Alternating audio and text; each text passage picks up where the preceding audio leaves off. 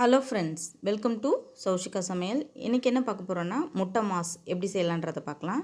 ஒரு கடாய் வச்சு கொஞ்சமாக எண்ணெய் ஊற்றி 3 பச்சை மிளகாவை வதக்கி எடுத்துக்கோங்க. இதை மிக்ஸி ஜாரில் போட்டு நல்லா அரைச்சி பேஸ்ட்டாக எடுத்துக்கோங்க. சில்லி சாஸ்க்கு இப்போது ஒரு 2 பெரிய சைஸ் வெங்காயத்தை இது போல் கட் பண்ணி கண்ணாடி பதம் வர வரைக்கும் வதக்கி எடுத்துக்கோங்க. ஒரு குடமிளகா கொஞ்சமாக உப்பையும் சேர்த்து நல்லா வதக்கிட்டு ஒரு 1/4 ஸ்பூன் இஞ்சி பூண்டு பேஸ்ட்டு, கொஞ்சமாக மஞ்சத்தூள், கொஞ்சம் கரம் மசாலா, கொஞ்சமாக சீரகத்தூள் எல்லாத்தையும் சேர்த்து பச்சை வாசனை போகிற வரைக்கும் வதக்கி எடுத்துக்கோங்க.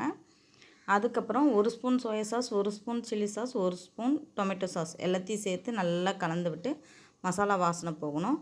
5 முட்டையை இது போல் கட் பண்ணி எடுத்துக்கோங்க. எடுத்துகிட்டு நம்ம மசாலா கூட சேர்த்து நல்லா கலந்து விட்டு மூடி போட்டு ஒரு 2 to 3 மினிட்ஸ் விட்டிங்கன்னா அவ்வளோதான், நம்மளோட முட்டை மாஸ் சூப்பராக ரெடி ஆகிடும்.